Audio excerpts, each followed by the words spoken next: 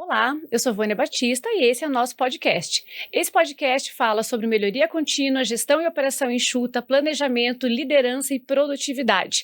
E é um oferecimento do Gemba Group. E para quem não conhece, o Gemba Group é uma consultoria para a transformação de empresas. Temos também a nossa área de capacitação profissional, uma plataforma de soluções em EAD e também de automatização de processos. Para saber mais sobre o nosso trabalho, entra lá no www.gembagroup.com.br.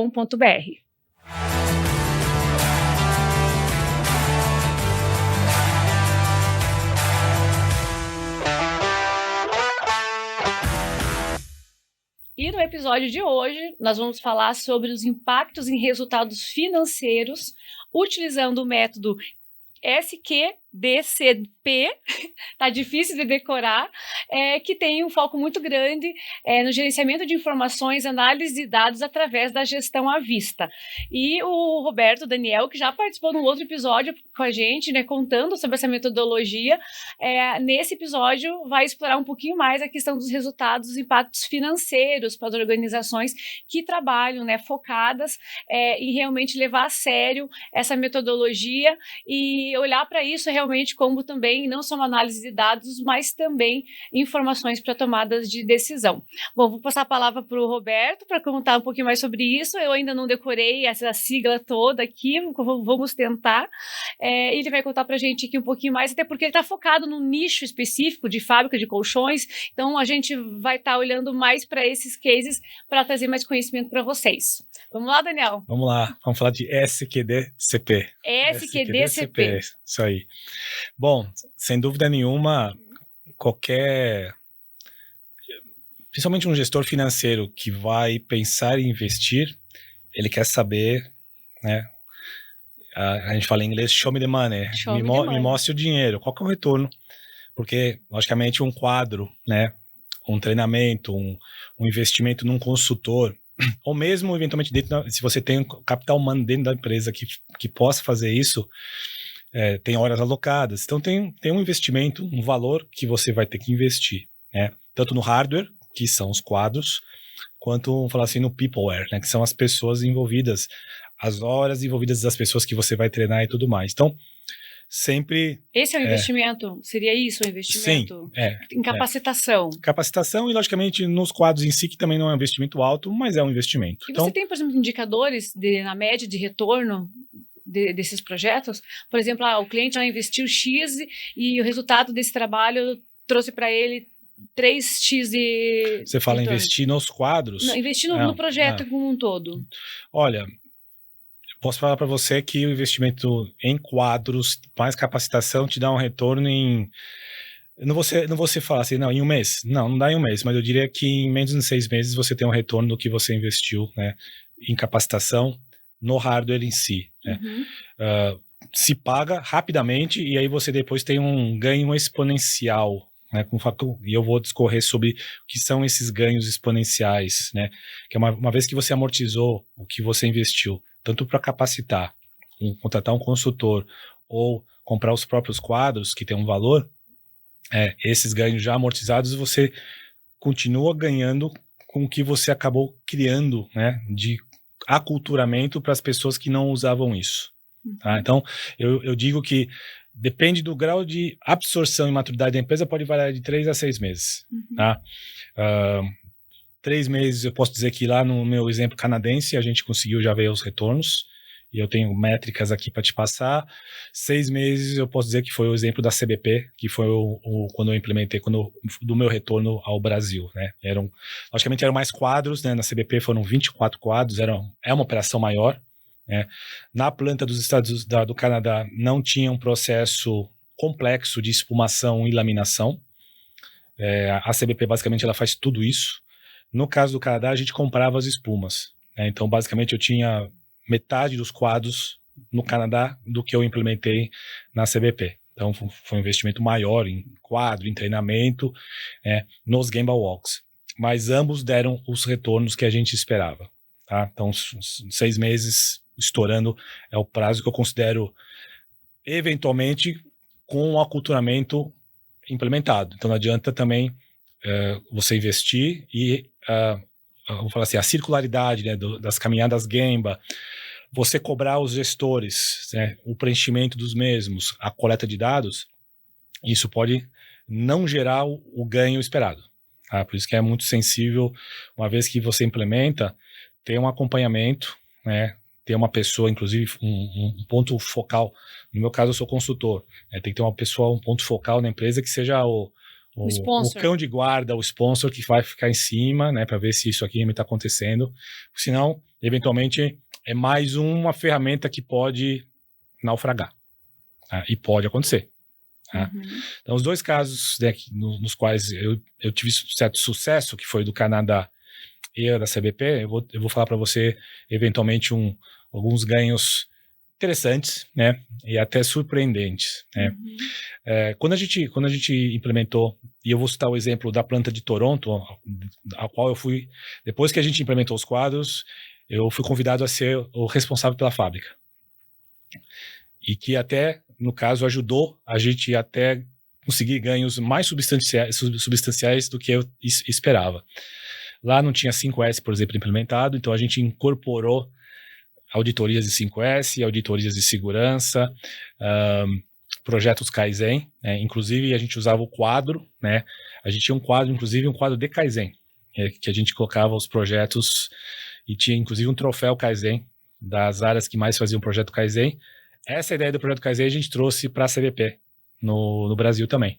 Então a gente tinha até um gráfico de líderes e projetos Kaizen implementados. E aí tinha um projeto menor, um projeto que era o Quick Kaizen, projeto médio, um projeto grande que teria uma mudança de layout, com investimento, com ajuda, por exemplo, da manutenção, mudando o layout. Né? Então, no caso da planta do Canadá, eu vou citar aqui o primeiro ponto que me chamou muita atenção quando eu assumi a fábrica era o nível de sucata de aço. Você faz um colchão, você tem ali, tem empresas que compram o molejo pocket, tem empresas que fabricam a mola internamente. Então você tem a opção de comprar ou fabricar. Lá nós fabricávamos. Eram 14 máquinas. E me chamou a atenção que tinha uma caçamba, não sei se quase metade do tamanho dessa sala aqui. Eu vou chutar aqui, eu acho que uns 5 metros cúbicos, né, de volume de mola de aço bom jogado. E aí a primeira pergunta que eu fiz... Dinheiro no lixo. Quanto que tem aqui? Aí, não sei, ninguém sabia.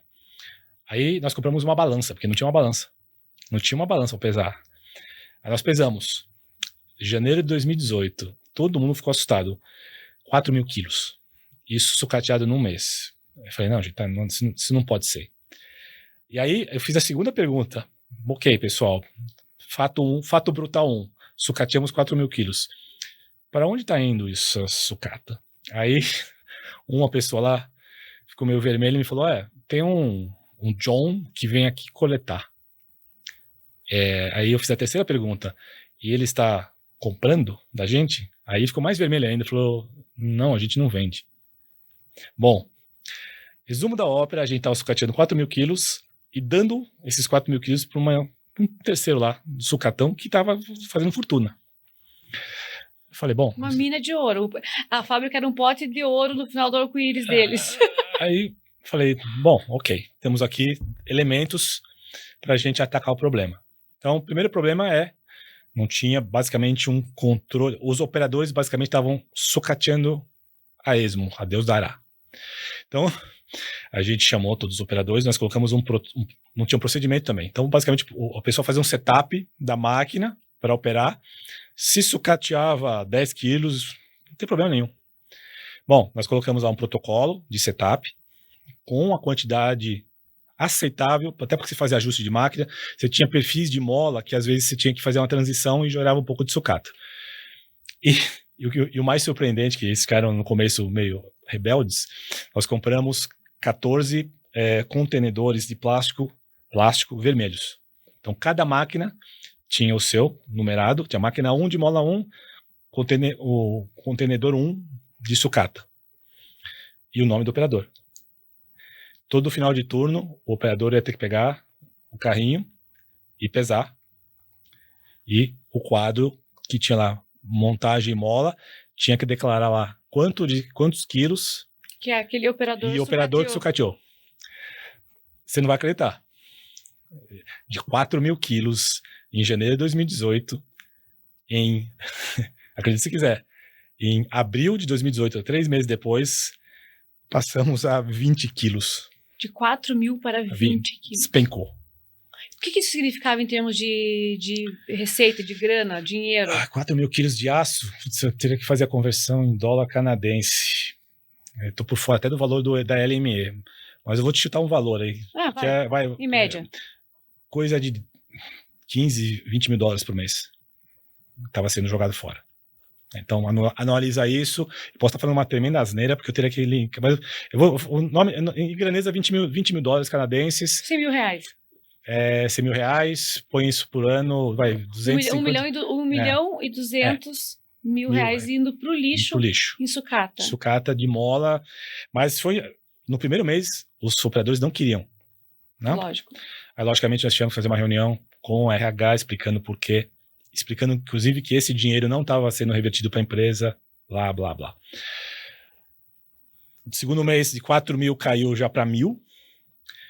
Depois caiu para 200. Depois, basicamente, a gente tinha 14 carrinhos, a gente passou a usar somente 2, porque era só uma outra molinha que estava sendo jogada fora. Então, esse foi um primeiro case que, inclusive, chamou a atenção das outras fábricas, que as outras fábricas não tinham esse mesmo controle de sucata. Então, uma ação absolutamente simples. Simples. Assim. Porque eu penso o seguinte, Roberto, isso é análise da causa raiz e uma atitude resolvida em minutos. E a gente passou, né? Porque, logicamente, essa parte aqui do custo, a gente fez, inclusive, um gráfico aqui, né? Tem um Czão, que a gente colocou um objetivo geral em quilos, e aqui embaixo, não era um Pareto, a gente tinha colocado aqui no quadro os nomes, a máquina e o operador. E quanto que ele estava sucateando. Então, a partir do momento que começou a discriminar, né, a gente não colocava o nome do operador. Era operador 1, 2, 3, mas estava ligado com quem era. Para até não ficar... Tipo, você sabia que você era o 2. Isso, né? Porque tem um problema, logicamente, até às vezes, de assédio moral. Então, a gente teve que tomar um cuidado junto com o RH, né, para não... é o Roberto que está sucateando mais. Não. Mas, no fim, gerou até uma competição salutar entre eles. E aí, inclusive, depois que a gente atingiu esse número de 20 e ficou, porque basicamente estabilizou? Era o normal de você fazer transição de processo, eu fui lá e fiz um reconhecimento para eles.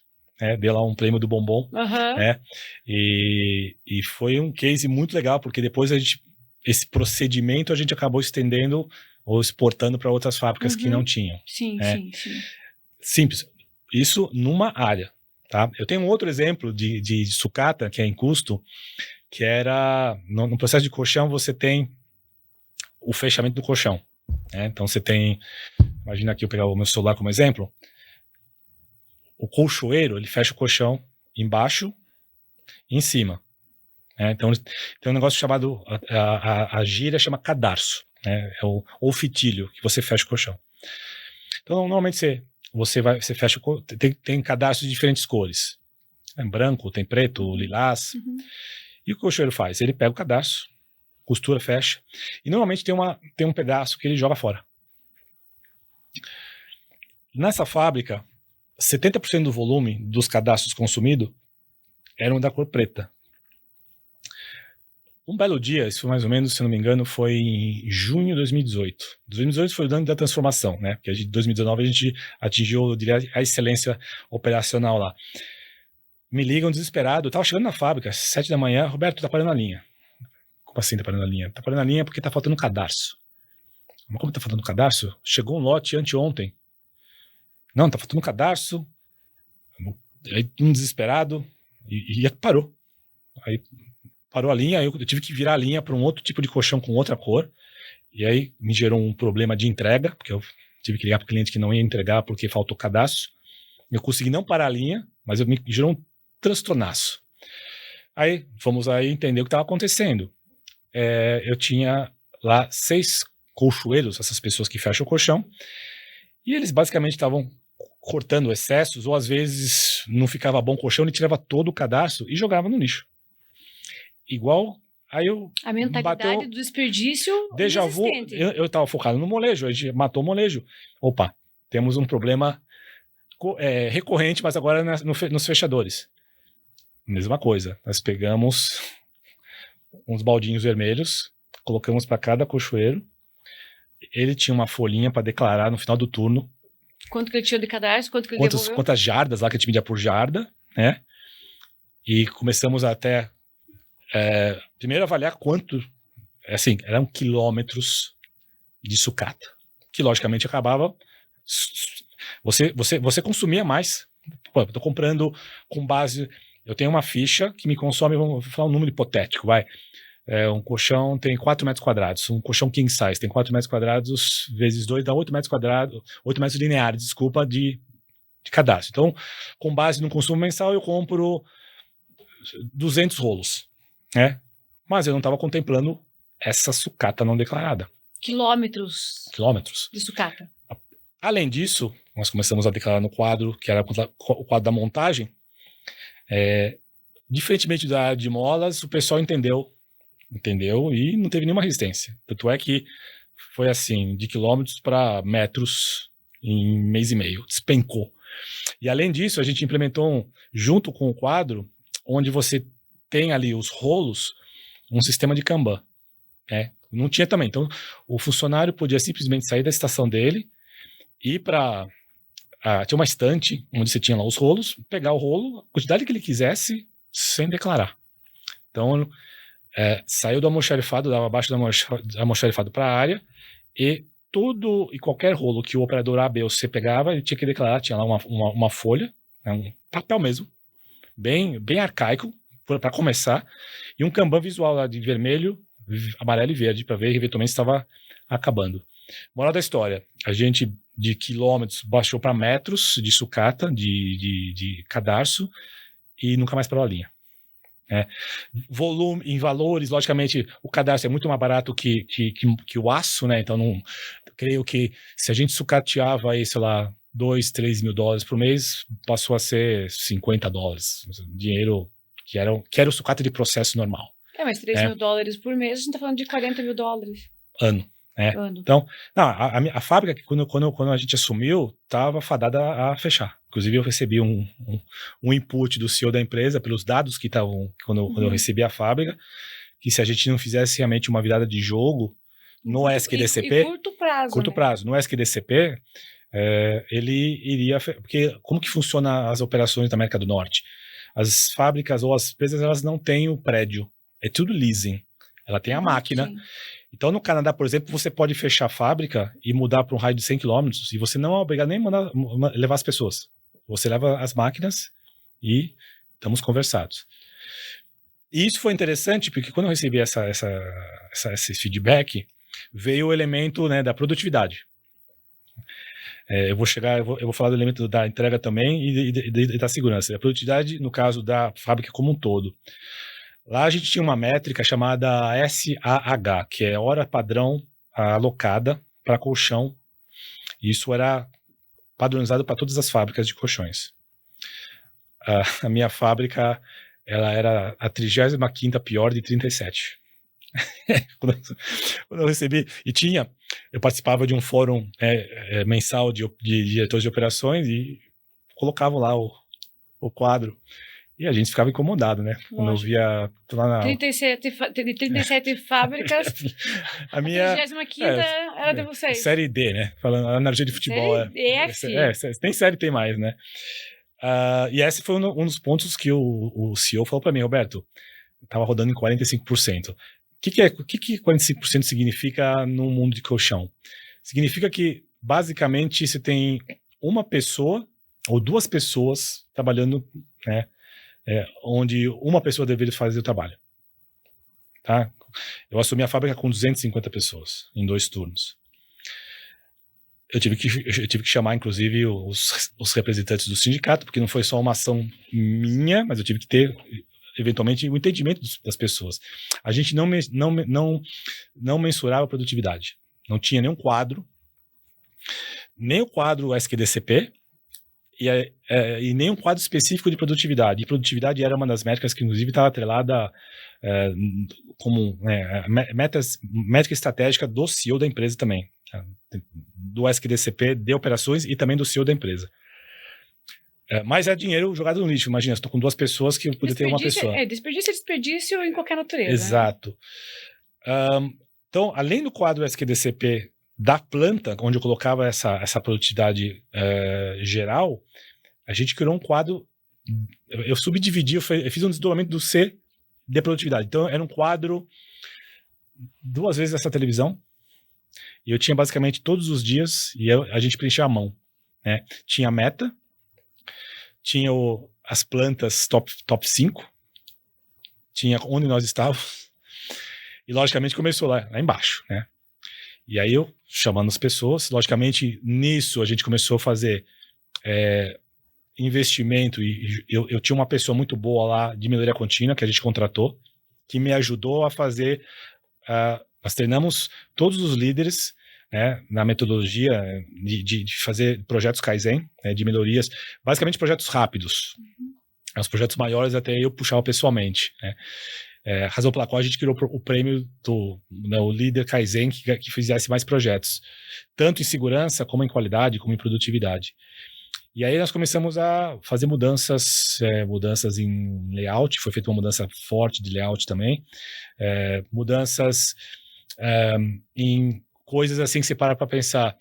Dá um exemplo, Roberto, a gente usava basicamente pallets de madeira para tudo, e aquelas paleteiras manuais. A gente eliminou todos os pallets, todas as paleteiras, e trocamos por carrinhos Lean. Só com essa ação, nós compramos 75 carrinhos, nós eliminamos 8 pessoas. A gente não pode falar eliminar pessoa, né?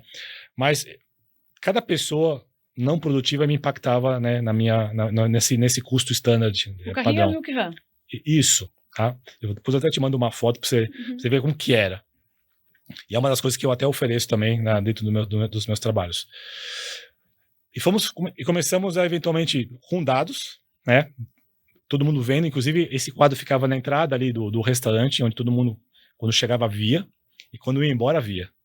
Né? E começamos a, eventualmente, ver uma evolução, né? De 45, 50, 60...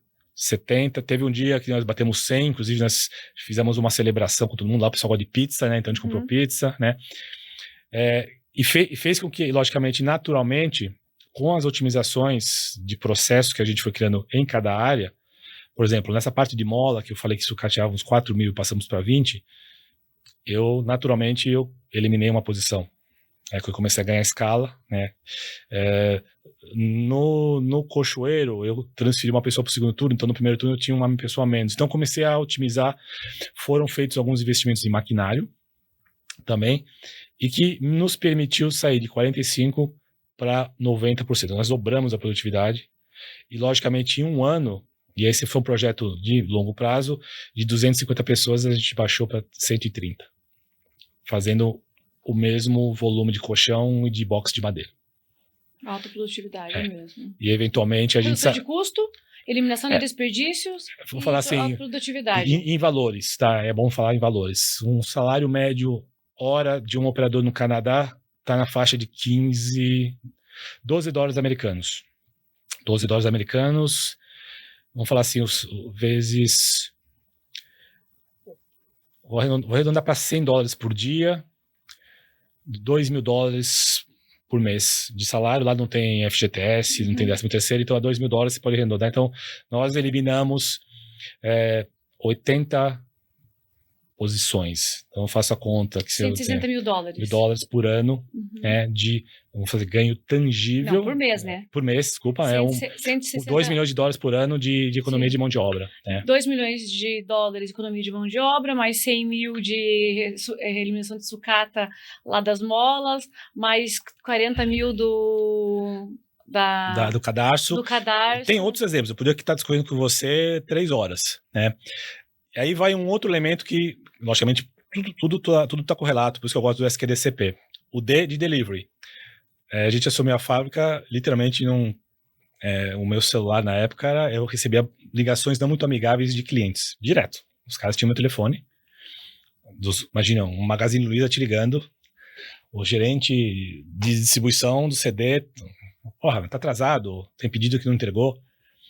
E tem uma métrica, né, que é muito usada hoje para entrega, que é o TIF, né, que é On Time in Full.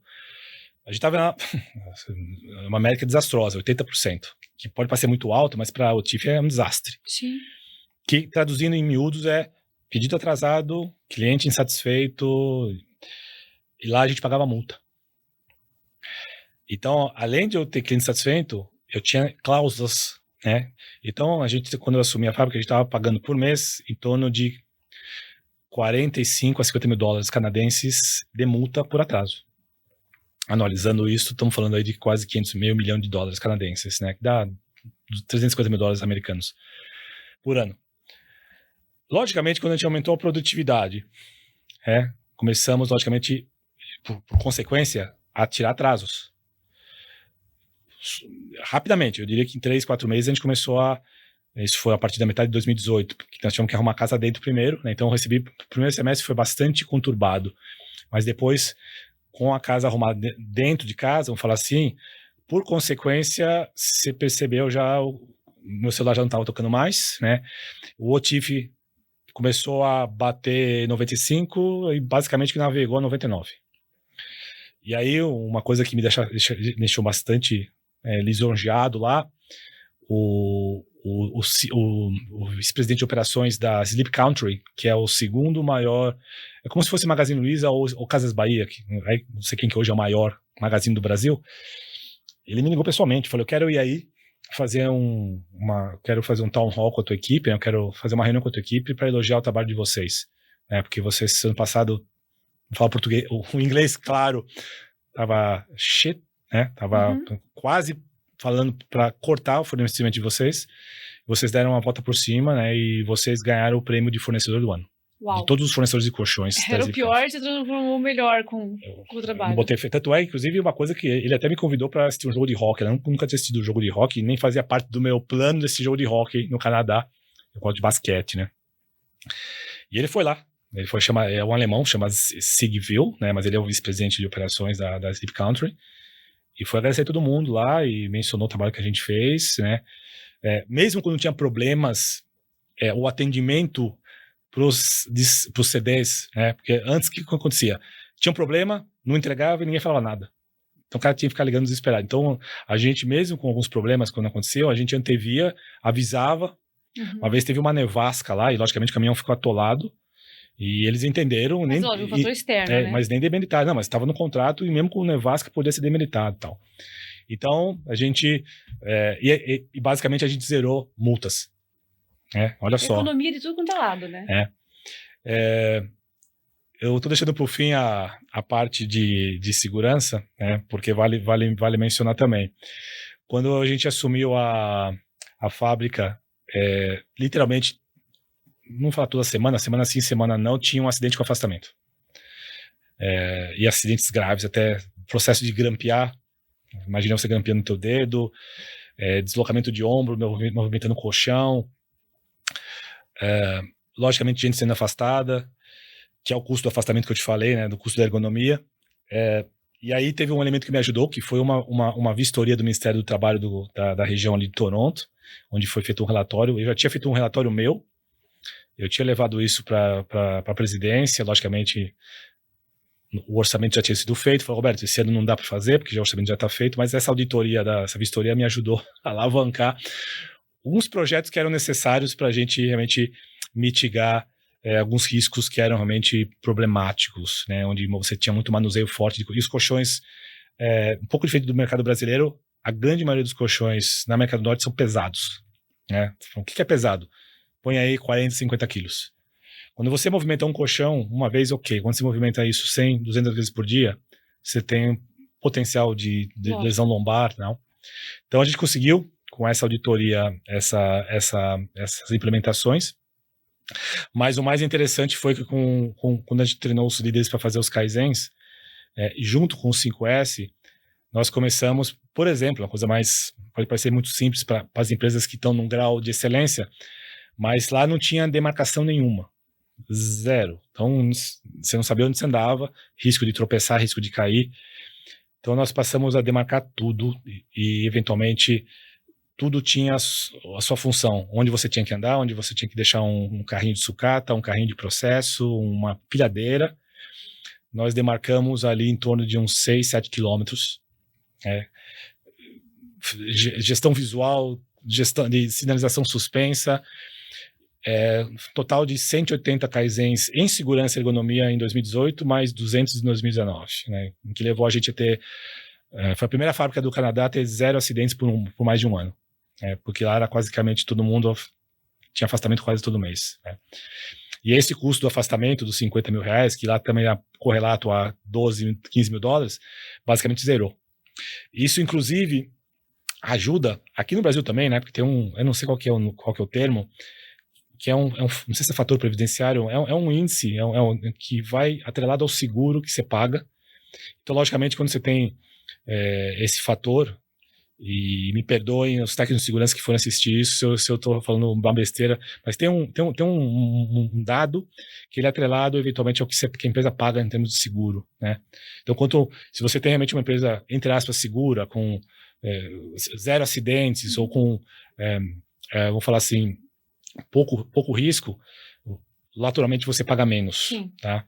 Então, fazendo essa analogia, zerando, a gente teve em 2018, em 2017, quando eu fiz o treinamento do SQDCP, houveram 18 acidentes com afastamento naquela planta.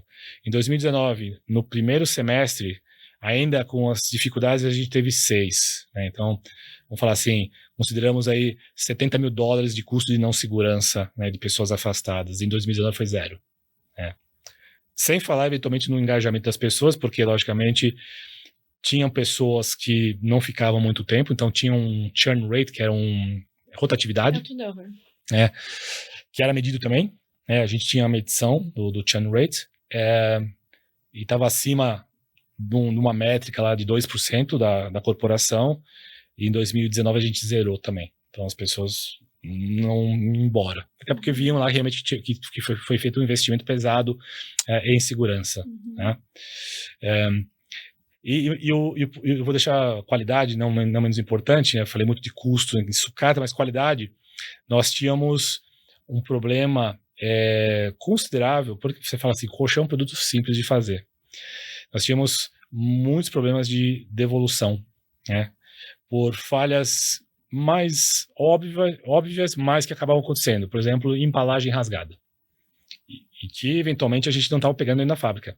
Estava sendo capturada na mão do cliente ou do CD ou do cliente final, eu, Roberto, ou você, Vânia. Sim. Né? Porque ninguém estava olhando. Então, dentro de cada quadro e no quadro geral, nós passamos a mensurar, né, as não conformidades. De um básico, de uma capa, né, que é onde você dorme suja, rasgada, ou até uma auditoria de embarque, ao ponto que a gente fazia, às vezes, auditorias aleatórias. Nós implementamos auditorias aleatórias, inclusive na CBP também aqui no Brasil, da gente gerar, isso foi depois planejado, mas a gente tinha que fazer esse carregamento um pouquinho adiantado, porque a gente descarregava, a gente fazia uma auditoria de descarregamento. Ou seja, para eu ver se o que eu carreguei está com problema. E por incrível que pareça, quando a gente começou a fazer isso, a gente pegou um índice de 20% de colchões danificados. Muita coisa. E aí tinha problema dentro do baú, né, com rebites à mostra, problema no pallet, porque alguns colchões eram paletizados, aí tinha pallet também com prego protuberante, logicamente o colchão já estava rasgado. Já não é nem questão só de qualidade, de segurança também. Segurança também. Então, com isso, a gente basicamente erradicou. Logicamente, no início, nós pegamos muitos problemas. Foi uma transição de um mês, basicamente na metade de 2018 para o final de 2019. E aí passamos a fazer visitas aos centros de distribuição para ver realmente se estava... armazenamento, né? Ou manuseio, né? Ou seja, no descarregamento, né? E estava sendo eficaz, porque realmente o que estava chegando nessa Sleep Country ou nos outros clientes estavam basicamente sem falha. Tinha sido resolvido. Tinha sido resolvido dentro de casa. Dentro de casa e de forma conclusiva, né? Não ficar tentando ver o que mais poderia ser feito. Foi conclusiva a ação. A título de número, né? Lá, essa planta que a gente trabalhou produzia por ano em torno de 200, não era produção muito, assim, falar assim, volume, 200 mil colchões por ano, tá? Tem plantas que fazem 10 vezes mais que isso. Os colchões eram colchões de valor agregado, mas se imaginar que eu estava potencialmente mandando 20% de um carregamento com um defeito, né? Um colchão com um ticket médio de $1.000, você imagina de 200 mil voltando 40 mil colchões. Essa fábrica não tinha como se sustentar mais. Não tinha. Então, assim, a gente tinha um problema crônico, tanto é que o SQDCP, quando a gente começou a mensurar, estava tudo vermelho. A gente tinha absenteísmo alto, produtividade fora, clientes em atraso. O que eu planejava a produção tinha problemas. Vou mais aprofundado. Na parte de manutenção, a gente não tinha um plano de preventivas, então basicamente era só remediação, corretiva. A gente chegou ao estágio de fazer preventiva com o turno rodando. Então a gente conseguia parar uma máquina, né, planejar aquela máquina parada sem ter que a manutenção fizesse hora extra. Né? Porque também eu diria que tem combustível aqui para muitas horas. A manutenção vivia de hora extra. Eles trabalhavam de sábado e domingo. Eu falei, mano, não é possível. Né? Aqui não é uma fábrica que tem que parar, não. Nós paramos no segundo ano, zeramos hora extra. Então a manutenção só trabalhava em horário comum, exceto algumas manutenções, por exemplo, de compressor, alguns itens que você tinha que parar a fábrica, mas eram planejados em orçamento, inclusive. Então a gente tinha planejado aquela quantidade de hora extra planejada em orçamento, mas não planejada a gente zerou. Né? Então, eu diria que só o exemplo dessa planta, os ganhos, falar que os quadros implementados foram pagos em 2 semanas. Né? Quando a gente fala do investimento que foi feito. Que na verdade, assim, os quadros foram pagos em 2 semanas, mas tem uma questão mesmo aí de recuperação de uma empresa, né? Já está claro aqui que a gente está falando da recuperação de uma empresa. Ela foi salva, né, pela metodologia, literalmente. E ela está lá ainda. Né? By the way, ela está lá, eu tenho contato com meus ex-pupilos canadenses e alguns imigrantes, né? A gente se fala. Houveram melhorias desde que a gente voltou para o Brasil, né? Teve...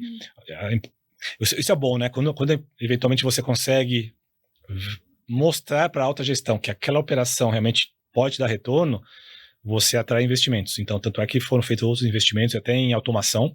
Né? Eu falei para você anteriormente que, por exemplo, hoje a maioria das empresas tem processo de cola com pistola manual. Sim. Lá implementou-se um processo automático de cola, que logicamente teve otimização de mão de obra, redução drástica de consumo, porque cola é um item caro. Sim. Um quilo custa aí R$25, é uma fortuna. Né? Outros investimentos, lá não investiram em robô ainda, né? Mas investiram em outros equipamentos muito caros. Se eu não me engano, quando eu saí, a fábrica estava com 130 pessoas, ela está fazendo hoje o mesmo volume e eles reduziram ainda mais. Otimizaram, vamos usar a palavra otimização. Sim. Bom, e lá é pleno emprego. Com certeza essas pessoas foram para outras operações, né? Sim. Enfim, sim. Então, algo que... Mas a operação ficou lá, né? Eventualmente, que realmente era um risco iminente de fechar. Isso eu recebi o feedback do CEO da empresa. Pelos números que você trouxe aqui, né? De savings em segurança, saving em qualidade, saving em entrega, saving em custo, em pessoas. Sim. Então a gente está falando de no começo eu falei no outro episódio. E tudo, desculpa, Vanessa, tudo isso que eu te falei, a gente colocava nos quadros. Tá? Então, eu tinha lá o quesão, né, e a gente monitorava, por exemplo, devolução de cliente no quadro da planta. Eu tinha o custo da sucata na mola. Nas entregas, então, quando eu falo de entrega, eu tenho entrega, quantas molas eu precisava produzir para entregar para a montagem final, quantos colchões eu precisava entregar, quantas costuras eu precisava fazer. Tudo isso estava vermelho. Tudo. Então, e eu lembro que quando as pessoas ficaram assustadas, Roberto, eu falei, gente, nós precisamos começar e estamos começando a ter dado. Agora, com o dado, a gente vai ter melhoria. Sim. Sem dado, né, que eu uso a expressão, né, in God we trust, the others bring data. Sem dados, não adianta. Sim. O que eu estava indo falar, que no episódio anterior eu comentei, eu sempre falo isso aqui nos episódios quando a gente grava e trazemos os profissionais aqui para contar os cases, que a gente, os 5 pilares, eles estão sempre, né? Porque eu falei no episódio anterior que produtividade, tá ali. Qualidade, tá ali. Redução de custo, foi o que salvou a empresa. Eliminação de desperdícios, foi o que salvou a empresa. Capacitação das pessoas e também preparação das que ficaram para fazer o serviço direito. Combina no quê? Na lucratividade. Então, esses pilares realmente são os pilares principais aí que as empresas devem olhar com todo o foco, devem olhar de uma forma séria, responsável, não pode negligenciar esses 5 principais itens, porque é ele que sustenta o negócio. E eu saliento, né, que eu poderia estar discorrendo, talvez eu fosse ser repetitivo, né, mas exatamente o que dá certo, né, a gente pode replicar e adequar, né. Então, quando eu voltei para o Brasil, e eu fui trabalhar como responsável de operações da CBP, a gente fez a mesma implementação. Ipsis Litteris. Logicamente traduzido para português, alguns quadros adequados com a realidade do Brasil, né? Mais quadros porque a CBP tem um processo de espumação que eu falei para você e laminação, mais completa, eram 24 quadros, e a gente fazia a caminhada Gemba todo santo dia. Mas o que é um quadro desse para um saving de 2 milhões, 3 milhões? Nada, né? Não é nada.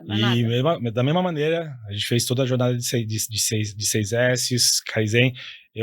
Eu tinha lá um excelente black belt, né? Até vale a pena mencionar o nome dele, que é Marcelo Celan. Ele me ajudou muito nessa jornada, né? Porque eu sozinho não ia conseguir, né? Na parte de treinamento e capacitação das pessoas. Então, já foi... Não é comum você ter, inclusive nessa indústria, esse profissional. Então, eu tiro o chapéu para a empresa porque ele tinha esse capital humano, né? Que me ajudou bastante. E a gente fez, eventualmente, junto com os outros gestores, porque os outros... Você precisa ter o buy-in, né? A compra da ideia dos gestores, né? E eu imaginei que fosse ter resistência, os gestores compraram, os líderes compraram, né? Tanto é que você não via assim um gap entre líderes, tinha pouca coisa, mas você via todos os líderes abraçando a ideia, né? E o legal que ficou lá, tá lá até hoje, né? E o pessoal faz os Gembas, né? Então... Bom, o case de hoje aqui a gente falou sobre um case dentro de uma fábrica, de uma indústria de colchão. Sim. Mas a gente sabe que a metodologia ela é aplicada em qualquer tipo de indústria, né? Indústria. Seja metal mecânica, alimento, têxtil, químico, automotivo. Pode ser uma oficina de serviço de carro, uma oficina... Eu diria o seguinte, né? Você pode ter gestão à vista em serviços, você pode ter numa área administrativa. Tá? Mas como que eu vou fazer qualidade? Você pode adequar. Né? Até porque segurança, mesmo no escritório, você tem riscos. Né? Lembre-se que com home office, alguns casos de acidentes de casa, que geram processos e tal. Né? Então, a metodologia ela é adaptável para qualquer negócio. Bacana. Bom, o assunto é maravilhoso, a gente precisa encerrar, eu tenho muito, como eu disse, você dava 3, 4 horas aqui para contar de case, com 30 anos, né, de experiência de mercado. Adorei a forma como foi conduzida, saber como foi conduzido esse trabalho lá no Canadá e saber que isso pode ser replicado também em qualquer... A gente sabe, né, que a metodologia você utiliza ela em qualquer tipo de segmento. A gente vai disponibilizar depois desse episódio, na publicação dele, um link que vocês vão poder clicar. Dentro desse link vocês vão poder baixar um e-book explicando sobre a metodologia e também narrando esse case que o Roberto acabou de contar para a gente, tá bom? Muito obrigada por terem ficado até por aqui, obrigada a você por ter também vindo para cá, participado, contribuído, trazido conhecimento. Foi um prazer te receber aqui no nosso podcast e a vocês, mais uma vez, obrigada por ter ficado até o final e vejo vocês no próximo episódio do Vem Pro Gemba.